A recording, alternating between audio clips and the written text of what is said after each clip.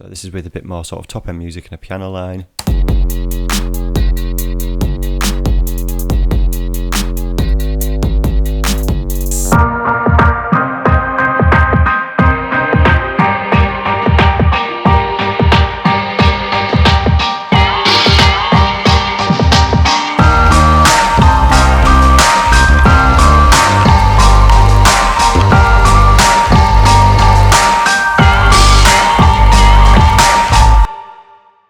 Hi guys, welcome back to another tutorial with SKETI. Today we're going to look at how to do 808 basses for trap and hip hop, nice distorted, lots of different ways of doing it. Again, using the tools and Ableton Live 10.1, no third party stuff. I will be focusing on some third party stuff in the future, but for now, let's just focus on how to get some stuff done simply but effectively and make it sound really good. This was the first operator, with no real effects on it.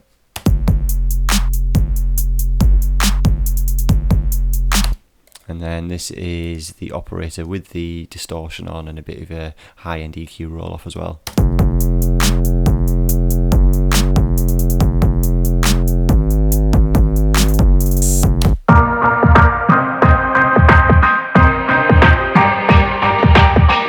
So let's get into it.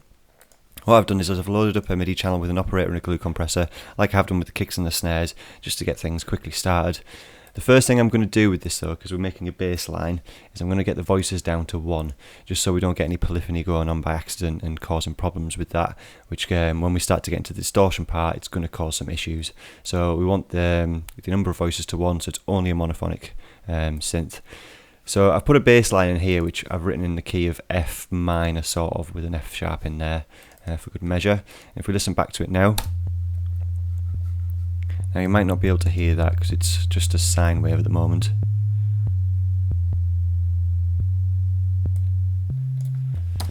So that's the basis of the bass line, but it doesn't sound very good at the moment. We need to make it sound better, so there's a few tricks that we can do that are quite simple actually. So this time around, I'm not going to switch from parallel, I'm going to keep it in series because I'm going to use a square wave on top of it as well. So first things first, because I've written the note at F1, this is useful for producers getting into it, starting making music, is if you keep your bass lines at F1, what you tend to find is you have to, in operator, bring the coarse down to 0.5, so it's at the appropriate sub-frequency. So if we listen to it now, cool. Again, you might not be able to hear that, but I'm going to start doing things now to bring the level up and add some upper harmonics in there. So the next thing I want to do is I'm going to turn the pitch envelope on, and I'm going to start with initial at 36 semitones above the fundamental note, going down to a peak of 9 and then sustaining at 0 semitones, so back to the fundamental. The attack's going to be about 40 milliseconds long. Again, this is to taste, depending on the speed of the music that you're making as well. I'm just going to turn the pitch envelope all the way up to 100%. Let's listen to this now. As you can probably hear now, if I turn that up a bit more, it's got a bit of a pitch envelope to it. And what I'm going to do is I'm going to sort of shape this a little bit more, get this decay down less than 600 milliseconds to make it about 100. Yeah, that's sounding quite good now. And basically that's just to give that sort of, like we did with the kick, that transient. This is what we've done so far is quite similar to how we made kicks with operator.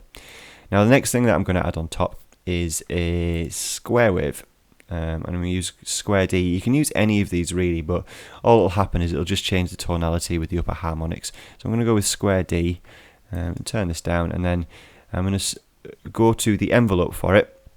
And what I don't want is this to be in for a long time. I just want it to sort of be in the transient and then fade out gradually over about maybe a second. So if we listen to that now as we turn this level up.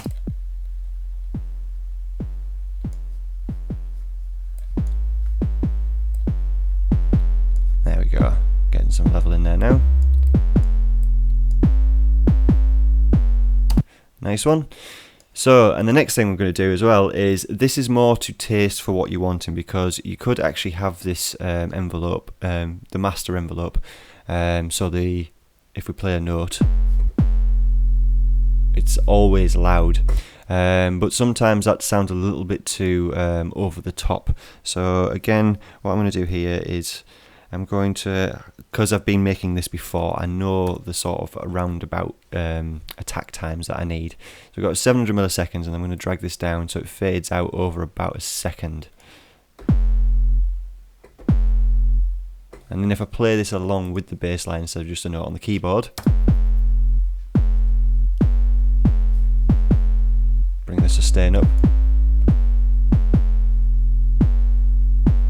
Now this is something that could be modulated with automation later on, so we either have long notes or short notes, so that's something that could be quite useful in the future. So when we look at that, really, the last thing I'm going to do is, obviously, I like to use this filter type, the PRD, with the low pass filter on there, and just for the filter drive, because again that can add some more harmonics, because gone are the days with trap and hip hop where you just want sort of that pitched sine wave. We need to add some distortion there, obviously not too much that it's getting into dubstep territory or really aggressive sounding, because it just wants to sit under the groove and the higher up stuff like the vocals, piano lines, whatever it is you've got in this the track that you're making.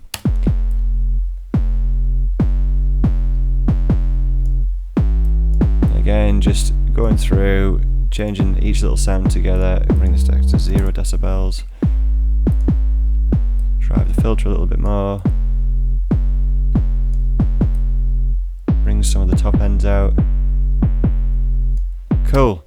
So we could keep going on with this. These are more just ideas rather than that this is the 808 bass line that you want to use and nothing else. Once you've got this preset, that's it. All of these features that I've shown you, you want to be sort of just going through and moving them around, trial and error, until you get a bass sound that you want, because at the end of the day your music should sound unique. You don't want it to sound like everyone else's. Obviously it has to fit into a style if you're making trap or hip hop, but you want to make these sounds unique to your type of music that you're making. So yeah, that's pretty much where I'm going to leave this operator at.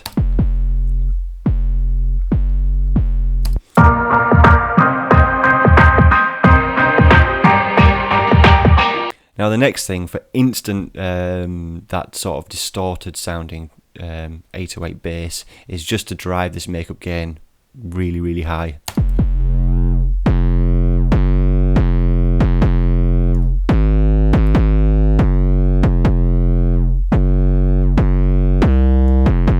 And straight away we're into that big sort of, it's sounding a little bit too aggressive at the moment, but that big 808 territory. And if I just drag a beat that I made earlier to go along with it, let's see what it sounds like now.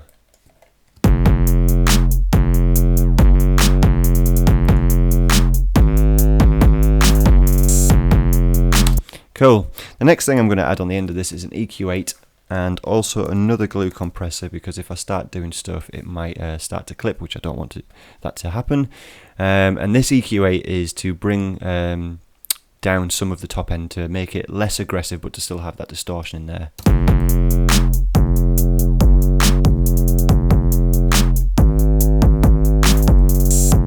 Let's hear what it sounds like fully loud. Now we could sort of stop there and that's pretty much our nice sounding bass line, but I'm going to take this a little bit further and show you other ways that we can separate things out, use different types of distortion. Like for example, instead of a glue compressor, if we search for the saturator, we can use that. Again, if we turn the soft clip on, a mixture between the dry and wet and how far we push the drive, and again looking at these different types of I can't remember what these are called now. What are these called? Different curve types, sorry. So we've got the analog clip, soft sine, medium curve, and so on and so forth. Again, we can create some different types of distortion. So let's see what that sounds like.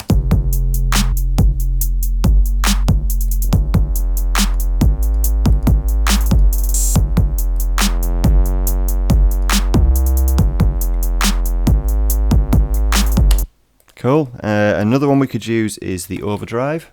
So if we turn this one off and drag this overdrive in here,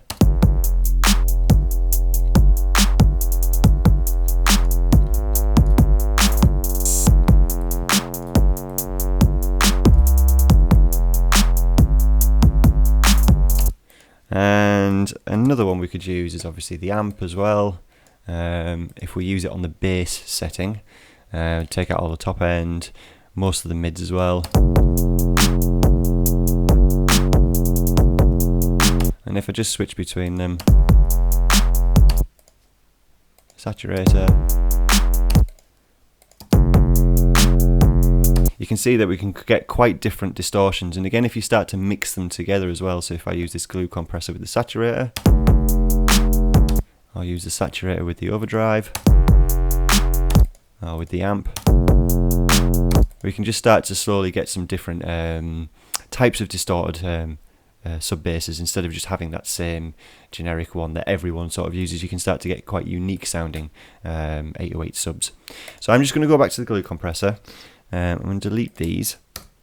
And now another thing, at the moment it's fully distorting the bottom end. A cool tool that you can use is if you group these two together and create two chains in an effects rack, you can separate out the sub and the distortion, so you can make it cleaner and tighter on the real bottom end, but obviously still have that distortion in there as well. So if I just highlight these two together and then press Command and G, Control G on Windows computer, and go to create chain. So we've got this chain with the glue compressor and EQ8, and then this chain by itself. I'm just going to copy this glue compressor into that chain, because I'm going to add another EQ just before it, like so. And I'm going to copy this glue compressor into this chain as well. So we've got a glue compressor that's driven really hard, an EQ8, and then a glue compressor just to cut off any clipping that's happening, and then this one here for the sub with the glue compressor on the end as I start to drive the sub a bit more to get some more bottom end in there. So first thing I'm going to do is, if I turn off the one that doesn't really have any effect on it and just listen to this one by itself, what I'm going to do is I'm going to start getting rid of that bottom end, because I'm going to use it for in the sub instead of this one.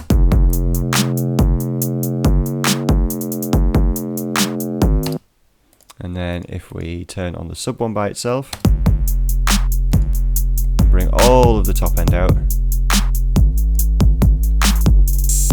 and do a 30 Hz drop like I explained. Obviously if you're playing this in big clubs or festivals, sound systems can't really deal with anything below 30 Hz. It starts to cause phasing issues if it's not perfectly lined up, and then I can start bringing up the sub on this one.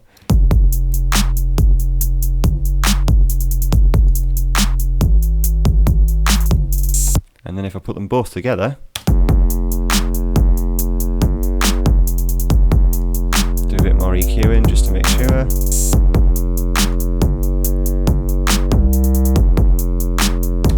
And then what we can do is I can compare the two with each other, because I know this was the glue compressor that I had before. If I just copy this before the effect rack, so this is what we had before.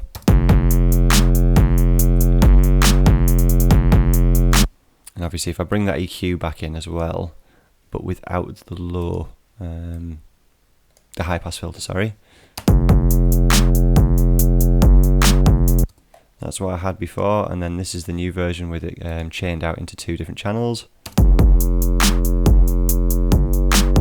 So again, slightly different sounding distortions for that 808 sub. Now a good thing to check is, because obviously we're working with sub, and we can miss out a lot of those top frequencies. So if you're playing it on an iPhone or a small speaker, you might miss out on all of the bottom end of your track. Now a good way to check this is if you stick a EQ on your master channel and set it with a high pass filter at 500 Hz and a low pass filter at 5 kHz, like so, and then turn that on. And now if we listen to it back, so now I can pretty much guarantee that track, obviously if I was going to finish it off, will translate to a small speaker so we can hear all of the music in it, the bass line, obviously the kick and so on and so forth, yeah? And if we turn that off just to hear the full spectrum again.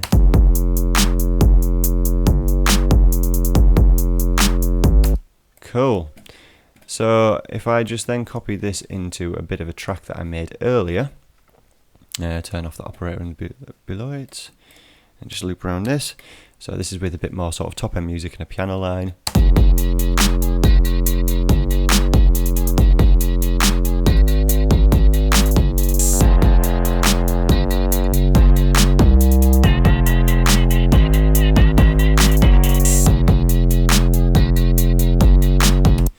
And another thing you can do is you can take this even further. So this is another one that when I was experimenting earlier that I made. and then a real long effect rack. So what I showed you with the different amps, saturator, overdrive, EQ8, glue compressor, another EQ8, and a glue compressor on the end. Obviously the different order that you put these distortions and EQs in does change the sound, but obviously we're trying to make unique sound to our track, so we don't want to obviously have the same bass sound that everyone else has, something that's a little bit different, but still fits in the category that you're looking for. So if we just listen to what we had before, so this was the operator to start with. So if I just, this was the first operator with no real effects on it.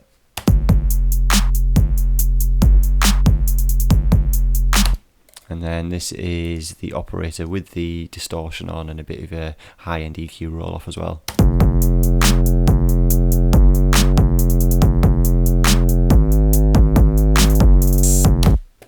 So there we go, a pretty easy and quick one to do.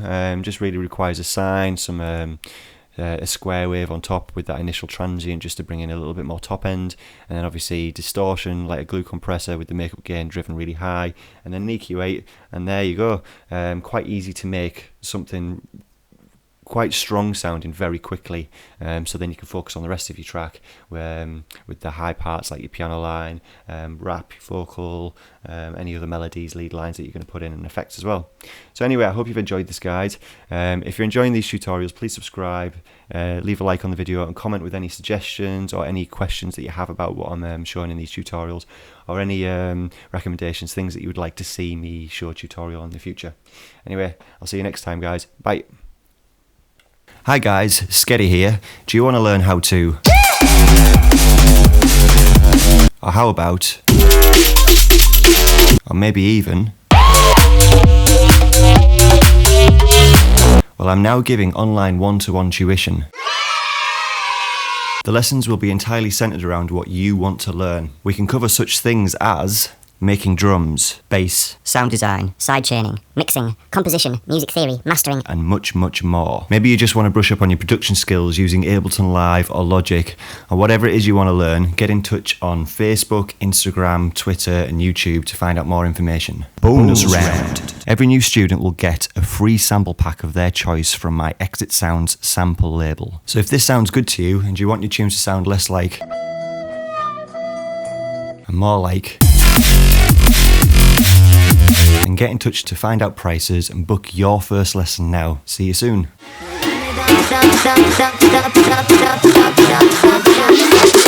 Everybody jump up, come on! Come on!